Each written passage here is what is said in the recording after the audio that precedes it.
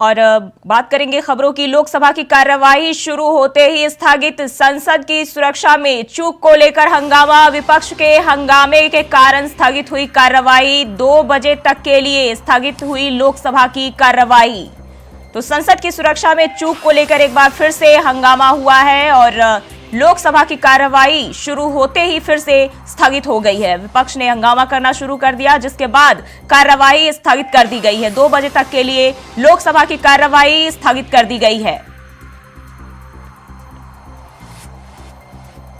तो लोकसभा की कार्यवाही शुरू होते ही एक बार फिर से स्थगित कर दी गई। विपक्ष ने एक बार फिर से कार्यवाही के दौरान जो है हंगामा करना शुरू कर दिया, जिसके बाद संसद की सुरक्षा में चूक को लेकर एक बार फिर से हंगामा हुआ और इसके बाद लोकसभा की कार्यवाही स्थगित कर दी गई।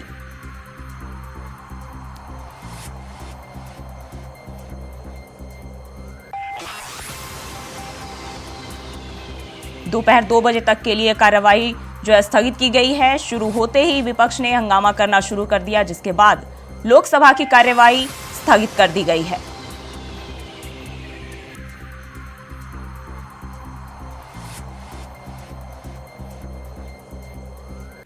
विपक्ष के हंगामे के कारण जो एक बार फिर से लोकसभा की कार्यवाही दोपहर 2 बजे तक के लिए स्थगित कर दी गई है।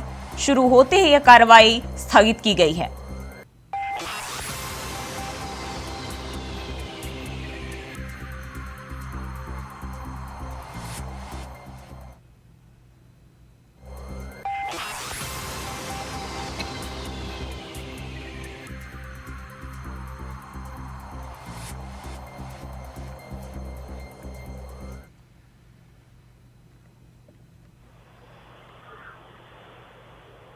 और इसी खबर पर ज्यादा जानकारी के साथ अजित जुड़ गए हमारे साथ। अजित, एक बार फिर से जो है विपक्ष ने हंगामा करना शुरू किया है और लोकसभा की कार्यवाही जो है शुरू होते ही स्थगित हो गई है।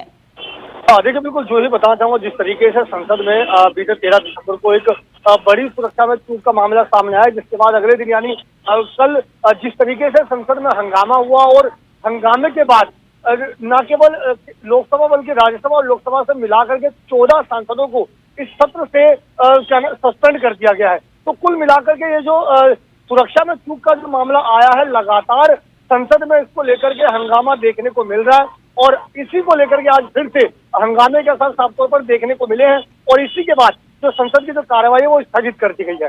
जी जूही जी, अब जो भी सांसद जो सस्पेंड किए गए हैं उनकी तरफ से क्या कुछ कहा जा रहा है?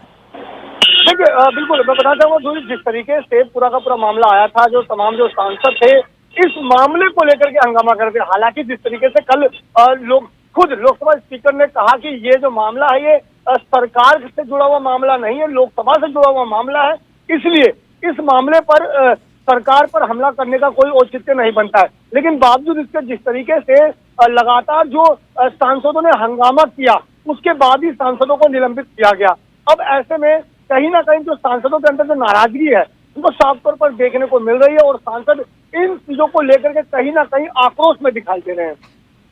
जी, दोपहर 2 बजे तक के लिए जो कार्रवाई स्थगित की गई है, क्या फिर से दोबारा ये जारी हो पाएगा या फिर आज फिर से जो है लगातार हंगामा ही देखने को मिलेगा? देखिए, जहां तक ये संभावना जताई जा रही है कि दोपहर 2 बजे तक के लिए स्थगित किया गया, उसके बाद एक बार फिर से संभावना है, लेकिन जिस तरीके से विपक्ष का हंगामा देखने को मिल रहा है तो निश्चित जी, बहुत बहुत शुक्रिया आपका अजित तमाम जानकारी के लिए।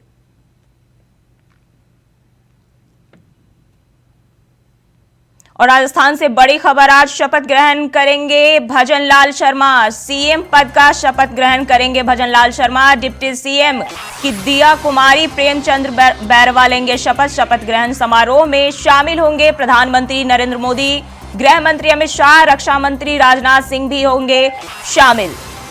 तो आज डिप्टी सीएम दिया कुमारी और प्रेमचंद बैरवा जो है इसकी शपथ लेंगे। साथ ही भजन लाल शर्मा मुख्यमंत्री पद की शपथ लेंगे। अब राजस्थान की बागडोर जो है नए शासन और सत्ता जो है नए रूप में एक बार फिर से सामने आएगी, जहां भजन लाल शर्मा नए मुख्यमंत्री होंगे। आज शपथ ग्रहण समारोह है जिसमें मुख्यमंत्री के तौर पर भजन लाल शर्मा शपथ ग्रहण करेंगे।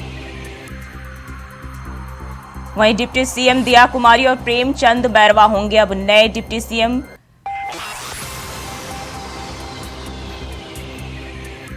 तो राजस्थान से बड़ी खबर आपके साथ साझा कर रहे हैं। आज शपथ ग्रहण समारोह है जहां मुख्यमंत्री और उनके साथ 2 डिप्टी सीएम भी शपथ ग्रहण समारोह में शामिल होंगे। ये अपने अपने पद की शपथ लेंगे। इसके अलावा इस दौरान जो है बीजेपी के कई नेता भी इसमें शामिल हो सकते हैं।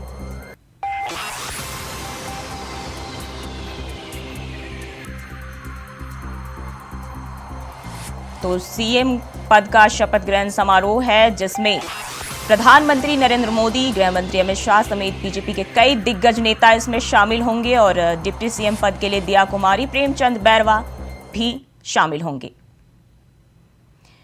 वहीं राजस्थान में आज शपथ ग्रहण होना है। भजन लाल शर्मा जहां सीएम पद की शपथ लेने वाले हैं तो वहीं उनके साथ 2 डिप्टी सीएम दिया कुमारी और प्रेमचंद बैरवा डिप्टी सीएम पद पर शपथ लेने वाले हैं। ऐसे में शपथ ग्रहण करने से पहले डिप्टी सीएम प्रेमचंद बैरवा जयपुर के मोती डुंगरी गणेश मंदिर पहुंचे और भगवान विनायक का आशीर्वाद लिया। देखो ऐसा है, उम्मीद मैंने कभी टिकट की भी नहीं की तो कभी इस पद की भी, लेकिन जो दायित्व पार्टी जिस तरह से देती है उसको हम काम करते हैं। हम पार्टी के साधारण कार्यकर्ता निश्चित रूप जो भी काम देती है हम बखूबी ईमानदार से निभाएंगे। आपको पता है कांग्रेस राज में जिस तरह से पिछले 5 साल में इस राजस्थान को कितना पीछे किया, जिन्होंने झूठ बोल के इस राजस्थान की जनता को ठगा, इन्होंने किसानों को कर्जा माफ करने के लिए, हमारे बेरोजगारों को भत्ता देने के लिए, लेकिन ये सारी चीजें करके वो आई और 5 साल कुर्सी का खेल ये करते रहे। और उसके बाद भी इन्होंने राजस्थान में महिला उत्पीड़न सबसे ज्यादा बढ़ा है, दलित अत्याचार बढ़ा है और उसके बाद भी इन्होंने लास्ट में चुनाव से 1.5 महीने पहले इन्होंने जो रेवड़ियां बांटी है जनता सब समझ चुकी है और जनता ने इनको सिखा दिया। निश्चित रूप से जो भी सबको दायित्व मिलेगा उस दायित्व को हम ईमानदारी से और जनता को के साथ हर वर्ग को साथ लेकर काम करें। तो गणपति का बैरवा ने आशीर्वाद लिया। आज शपथ ग्रहण समारोह है राजस्थान में जहां मुख्यमंत्री के साथ साथ 2 डिप्टी सीएम भी शपथ ग्रहण करेंगे।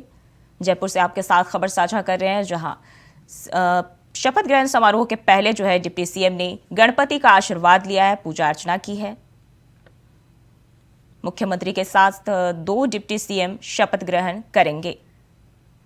तो ये तस्वीरें हम आपके साथ दिखा रहे हैं जहां ये वो तस्वीरें हैं जहां पे मुख्यमंत्री और उप मुख्यमंत्री जो 2 लोग हैं वो यहां पे शपथ ग्रहण समारोह में शामिल होंगे, शपथ ग्रहण करेंगे। इस दौरान कई सारे बीजेपी के दिग्गज नेता भी शामिल होंगे। सुरक्षा को लेकर भी तैयारियां की गई है। तो डिप्टी सीएम और मुख्यमंत्री पद की शपथ ग्रहण समारोह जो है यहां होना है।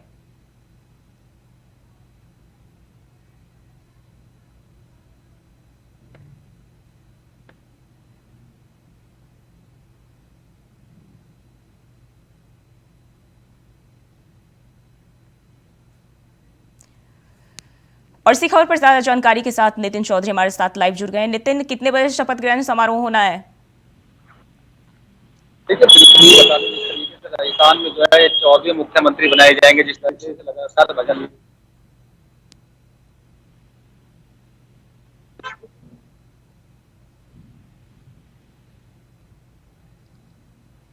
जी नितिन, आपकी आवाज नहीं आ पा रही है, दोबारा से जोड़ने की कोशिश करेंगे। तो राजस्थान में मुख्यमंत्री पद की शपथ ग्रहण समारोह है जिसमें मुख्यमंत्री के साथ साथ 2 डिप्टी सीएम भी शपथ ग्रहण करेंगे और ये सुरक्षा को लेकर तमाम तरह की तैयारियां की गई है जहां शपथ ग्रहण समारोह का आयोजन होना है और इस दौरान कई बड़े बड़े बीजेपी के नेता भी शिरकत करेंगे।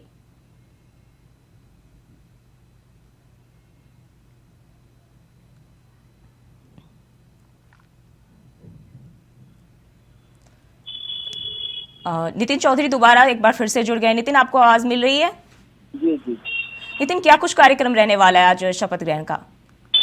बिल्कुल जिस तरीके से जो है मुख्यमंत्री की शपथ ग्रहण समारोह है, 14वें मुख्यमंत्री भजन लाल शर्मा होंगे, उनके साथ में 2 डिप्टी सीएम होंगे। बता दें कि अभी से चर्चा काफी तेजी से चल रही है। बता दें लगातार जिस तरीके से मुख्यमंत्री को लेकर यहाँ सस्पेंस पे चल रहा था कि उस समय जब यहाँ पर भेजे गए थे तमाम नेताओं को भेजा गया था मुख्यमंत्री को लेकर, वसुंधरा राजे सहित तमाम लोगों को ये लग रहा था उस समय कि मुख्यमंत्री कोई नया ही चेहरा आ सकता है, लेकिन इसके बाद जब मुख्यमंत्री का नया चेहरा भजन लाल शर्मा को चुना गया, साथ में 2 डिप्टी सीएम रहेंगे। लेकिन बता दें कि शपथ ग्रहण समारोह को लेकर भजन लाल शर्मा आज पहले मंदिर में जो है पूजा अर्चना की, उन्होंने पूजा पाठ करके जब उसके बाद वो शपथ ग्रहण समारोह में पहुंच रहे हैं। साथ ही बता दें कि तमाम बड़े जो नेता हैं उन राजस्थान में पहुंचना उनका सिलसिला जो है जारी हो गया। बता दें उनके साथ में जो है पार्टी के राष्ट्रीय अध्यक्ष जेपी नड्डा, प्रधानमंत्री नरेंद्र मोदी खुद रहेंगे और गृह मंत्री अमित शाह, रक्षा मंत्री राजनाथ सिंह और तमाम जो डिप्टी मुख्यमंत्री हैं उत्तर प्रदेश के, उत्तराखंड के तमाम राज्यों के मुख्यमंत्री हैं वो शपथ ग्रहण समारोह में शामिल होंगे। उनके साथ पुलिस प्रशासन की बात की जाए कि जी, प्रधानमंत्री और गृह मंत्री अमित शाह के अलावा जो है और कौन कौन से बड़े नेता इस दौरान शामिल हो सकते हैं? बता दें कि पार्टी के राष्ट्रीय अध्यक्ष जेपी नड्डा हैं, रक्षा मंत्री राजनाथ सिंह हैं, उनके साथ में उत्तर प्रदेश के मुख्यमंत्री योगी आदित्यनाथ हैं, उनके उत्तराखंड के मुख्यमंत्री पुष्कर सिंह धामी है। तमाम बड़े जो नेता हैं, बड़े मुख्यमंत्री हैं, वो खुद वहाँ पहुंच रहे हैं शपथ ग्रहण समारोह में। साथ ही तमाम जो डिप्टी सीएम है उत्तर प्रदेश के या अलग अलग राज्य के डिप्टी सीएम है वो खुद वहाँ पर पहुंच रहे हैं। बताया जा रहा है। जी नितिन, आपका बहुत बहुत शुक्रिया तमाम जानकारी के लिए।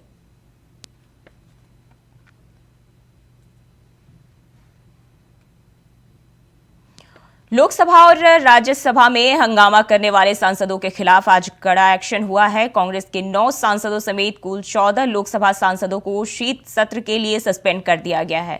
डीएमके के सांसदों कनिमोझी और प्रतिभन को भी निलंबित किया गया है। इसके अलावा सीपीआई के भी एक सांसद पर एक्शन हुआ है। निलंबित होने वाले कांग्रेस सांसदों में टीएन प्रतापन, हिबी ईडन, एस ज्योतिमणि, रम्या हरिदास और डीन कुरियाकोस शामिल है। इनके अलावा कांग्रेस के ही मणिकम टैगोर, वीके श्रीकंद पर भी कार्रवाई की गई है। बवाल काटने वाले 14 सांसद निलंबित किए गए हैं।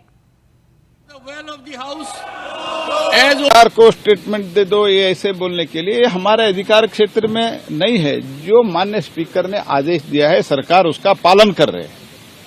तो इसलिए मैं इतना ही कहना चाहता हूं, इसमें पॉलिटिसाइज मत करो। सरकार जो स्पीकर के आदेश अनुसार और स्वयं जो घटना हम सब जो सत्ता पक्ष के लोग भी जो देखे हैं, सरकार की भी जो प्रमुख लोग उधर बैठे थे हम लोग देखे हैं। We are very sensitive on this. हम तो ये नहीं कर रहे आपके हमारे कालखंड ये बात भी हम नहीं कर रहे। हम कह रहे जो पहले का जो प्रेसिडेंट है, स्पीकर जैसे आदेश किया था उसके अनुसार हमने कार्रवाई उस टाइम भी उस टाइम के स्पीकर भी अपने विजडम के आधार पर जो काम किया था, प्रेसिडेंट है वो प्रेसिडेंट के आधार पर हम काम कर रहे हैं। तो वेल में आना जो डिसीजन हुआ था, कुछ लोग मुझे ये भी पूछ रहे थे इतना जल्दी सस्पेंड क्यों किया, और अपोजिशन पार्टी सब इसके लिए स्वीकृति किया है कि जब भी ये जो प्लेकार्ड लेके अंदर आएंगे और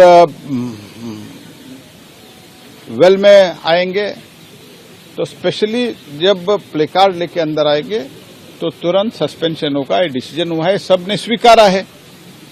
तो अभी जो घटना लेके आप पॉलिटिसाइज करना चाहते हैं ये जो बहुत दुर्भाग्यपूर्ण है। मैं फिर से भारत सरकार के पार्लियामेंट अफेयर्स मंत्री के नाते मैं निवेदन करना चाहता हूं, तो स्पीकर जो कुछ भी आदेश करेगा, सदन जो कुछ भी निर्णय लेगा, उस निर्णय और स्पीकर का आदेश सरकार के लिए सर्वोपरि है। वहीं इंडिया वॉइस संवाददाता ने बीजेपी के राज्यसभा सांसद अनिल अग्रवाल से खास बातचीत की। क्या कुछ कहा, आइए सुनते हैं। घटना को लेकर जिस तरह से लगातार अमित शाह का इस्तीफा मांगा जा, सदन आज भी स्थगित कर दिया लगातार, क्योंकि विपक्ष हावी होता नजर रहा है कि ऐसी घटनाएं बीजेपी सरकार में भी हुई है और बीजेपी की तरफ से ही वो पास दिया गया था। बात करेंगे हमारे साथ राज्यसभा सांसद हैं अनिल अग्रवाल जी। जिस तरह से लगातार विपक्ष हावी हो रहा है, अमित शाह का इस्तीफा मांग रहे हैं, प्रधानमंत्री मोदी पर भी सवाल खड़े, क्या लगता है विपक्ष को ये ऐसी स्थिति में जो हंगामा हुआ? देखिए, कल की जो घटना हुई है वो ठीक नहीं है, उसकी मैं निंदा करता हूँ। लेकिन आज वो लोग माननीय गृह मंत्री जी से इस्तीफा मांग रहे हैं जिनके 4 से 14 के शासन में क्या क्या नहीं हुआ। देश में हर जगह बम फटते थे, कानून व्यवस्था बद से बदतर थी। इंटरनल सिक्योरिटी का रिव्यू किया जा रहा है, पार्लियामेंट सिक्योरिटी रिव्यू हो रही है और निश्चित रूप से जो भी आवश्यक होगा वो कदम उठाए जाएंगे। राजनाथ सिंह ने लगातार पास पर भी आज सवाल खड़ा किया है और सिक्योरिटी को टाइट करने का जो जिम्मा दिया था तो उसको पूरी तरह से जांच की जाए।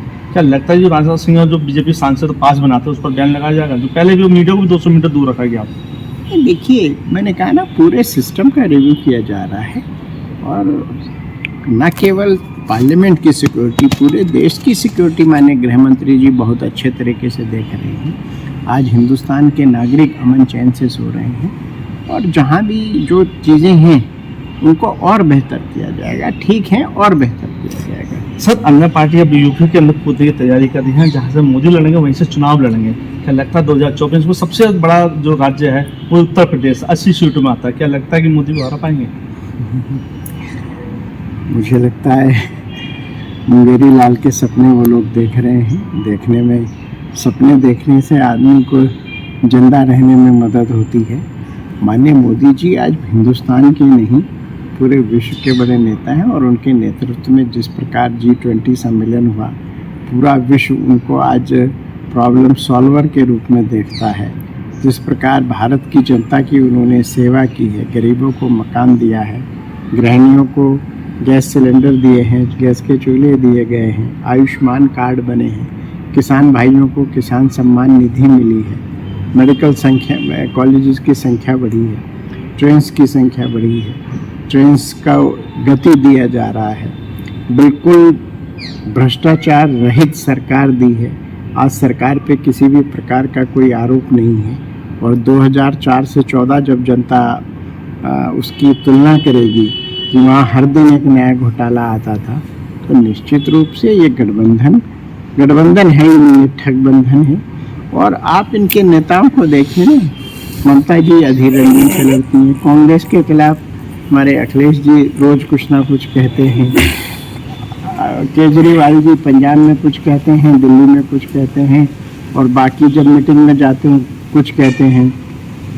इनका आज तक संयोजक तय नहीं हुआ, कौन नेता होगा वो तय नहीं हुआ।